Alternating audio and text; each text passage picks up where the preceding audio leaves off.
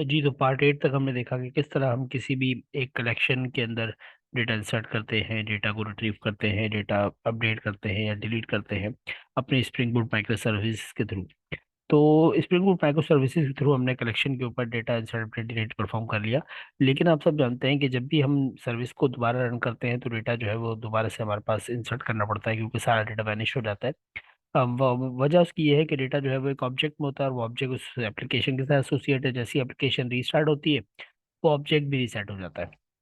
तो permanent data storage के लिए हमें डेटाबेसेस की जरूरत पड़ती है।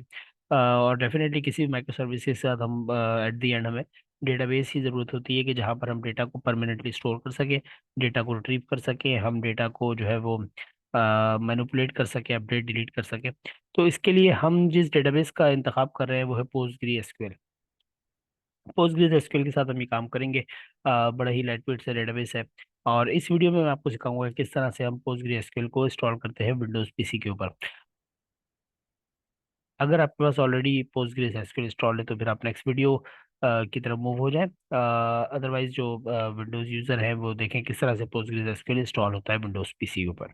तो सबसे पहले आप गूगल पर चले जाएं और गूगल पर जाने के बाद आप लिखें जी पोस्टग्रेज एसक्यूएल डाउनलोड। अ, तो पहला लिंक आएगा आपके पास Postgres SQL, Postgre SQL .org। यहाँ पर आप आ जाएं डाउनलोड्स वाले लिंक के ऊपर। और वैसे आप यहाँ पे क्लिक करके भी आ सकते हैं डाउनलोड्स। यहाँ पर आपका ऑपरेटिंग सिस्टम है, आपको जिस ऑपरेटिंग सिस्टम के लिए भी जो है वो पोस्टग्री एसक्यूएल रिक्वायर है आपको अपना ऑपरेटिंग सिस्टम सेलेक्ट कर ले। मैं यहाँ पर विंडोज इस्तेमाल कर रहा हूँ तो मैं विंडोज पर जाता हूँ। अब यहाँ पे डाउनलोड द इंस्टॉलर है और यहाँ पर मुख्तलिफ उसके वर्जन मौजूद हैं। तो हम बेसिकली यहाँ क्लिक करेंगे डाउनलोड द इंस्टॉलर। और इसके बाद हमारे पास ये देखिए पोस्टग्रे एसक्यूएल के वर्जन मौजूद है। लेटेस्ट वर्जन 15.1 है यहाँ पर। और लिनक्स के लिए लिंक दिए हुए हैं, मैकओएस के लिए लिंक है, विंडोज़ के लिए लिंक है। विंडोज 64 बिट, 32 बिट पे सपोर्ट नहीं है, इससे पहले सपोर्ट मौजूद थी। मैंने यहाँ पर 64 बिट पे क्लिक किया तो हमारे पास इसका जो है वो इंस्टॉलर डाउनलोड होना शुरू हो जाएगा। या ये देखें, ये इसका इंस्टॉलर डाउनलोड हो रहा है जो कि 314 MB का है। तो इसको थोड़ा सा टाइम लगेगा डाउनलोड होने में। जैसे ही डाउनलोड कंप्लीट हो जाती है तो फिर उसके बाद हम इसकी इंस्टॉलेशन की तरफ चलते हैं।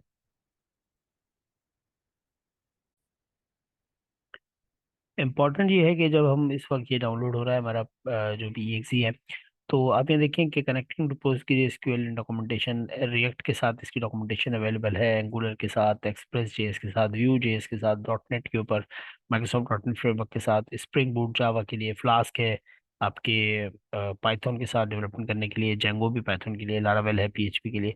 तो इस तरह से सभी के जो है यहाँ पे डॉक्यूमेंटेशन अवेलेबल है कि किस तरीके से आप इसको कनेक्ट करते हैं पोस्ट की एसक्यूएल को किसी भी इन्वायरमेंट के साथ जिस पर आप काम कर रहे हो। जी, तो ये डाउनलोडिंग कंप्लीट हो गई है और इस EXE को अब हम रन करते हैं। क्लिक कीजिए इस पे।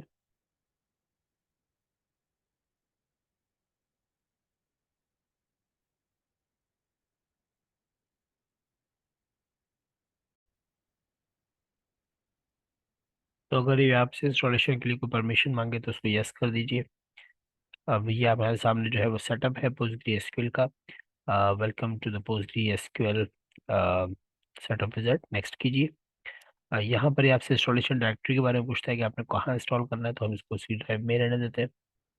और इसके साथ साथ जो है ये एडिशनल कंपोनेंट्स जो आपके साथ इंस्टॉल कर रहा है, पहले तो एसक्यूएल पोस्टग्री का एसक्यूएल सर्वर हमें चाहिए। pgadmin4 ये एक IDE है हमारे इस पोस्टग्री एसक्यूएल को इस्तेमाल करने के लिए। इंस्टॉल कर लें। टेबल प्लस के नाम से एक आता है वो इंस्टॉल कर लें।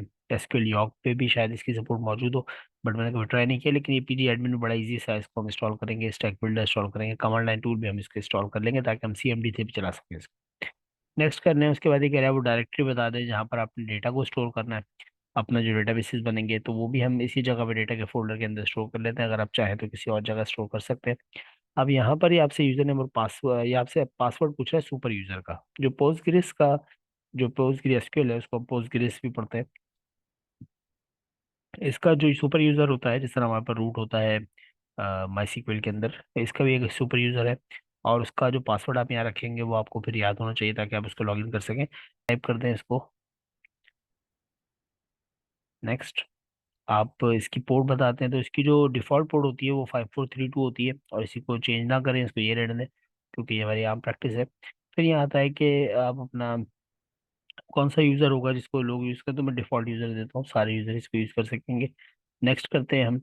आ, अब ये सेटअप रेडी है, आप नेक्स्ट करें, और ये इंस्टॉलेशन इसकी शुरू हो गई।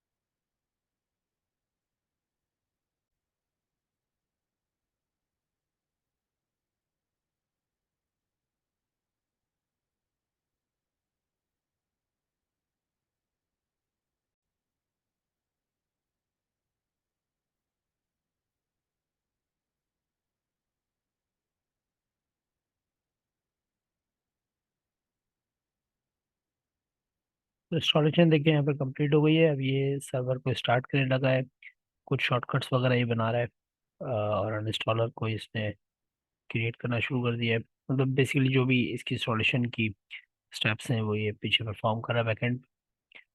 और जैसे ही कंप्लीट होगा तो फिर अब हम इसको रन करेंगे और देखेंगे कि पीजी एडमिन किस तरह से काम करता है। अब यहाँ पे देखें स्टैक बिल्डर में use download install additional sources को मैं अनचेक कर देता हूँ और फिनिश कर देता हूँ।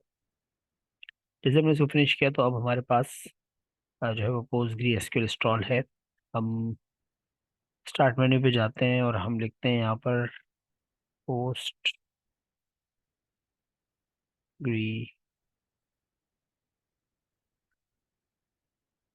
एसक्यूएल डॉक्यूमेंटेशन आ गया हमारे पास, पोस्टग्री एसक्यूएल नज़र आ रहा है, ओपन कर सकते हैं। अच्छा, हम यहाँ पर पीजी एडमिन सर्च करते हैं, ये देखिए पीजी एडमिन 4, इसको हम रन करेंगे।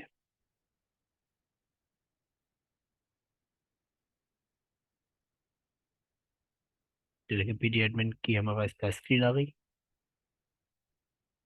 ये स्टार्ट कर रहा है पीजी एडमिन को।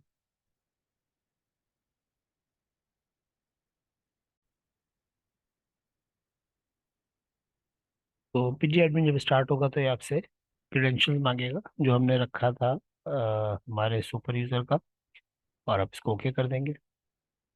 तो अब आप पीजी एडमिन पर आ चुके हैं और ये इसका सर्वर है जो इस वक्त रनिंग में है। और okay, enter the password for the, okay, हम पासवर्ड दोबारा डाल देते हैं। ओके, तो हमने पोस्टग्री एसक्यूएल को अब कनेक्ट कर लिया है।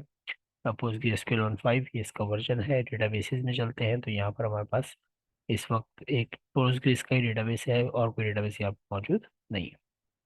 और ये हमारा एसक्यूएल की जगह है जहाँ पर हम एसक्यूएल कर सकते हैं, मतलब अपनी क्यूरीज कर सकते हैं, डेटाबेस बना सकते हैं XYZ, और उसके बाद फिर हम उस पर यूज़ कर सकते हैं। ओके, तो इस तरह से हम जो है अपने पास पोस्टग्री एसक्यूएल इंस्टॉल करते हैं और पीजी एडमिन को इंस्टॉल कर लेते हैं। अब नेक्स्ट जो हम वीडियो इसके अंदर बनाएंगे उसके अंदर हम ये देखेंगे कि हम किस तरह इसको कनेक्ट करेंगे पोस्टग्री एसक्यूएल को अपने स्प्रिंग बूट के साथ, और फिर उसके ऊपर फिर हम एप्लीकेशन माइक्रो सर्विस लिखेंगे, जो कि फिर हमारे पास परमानेंट डेटा स्टोरेज के हमारे काम आएगी।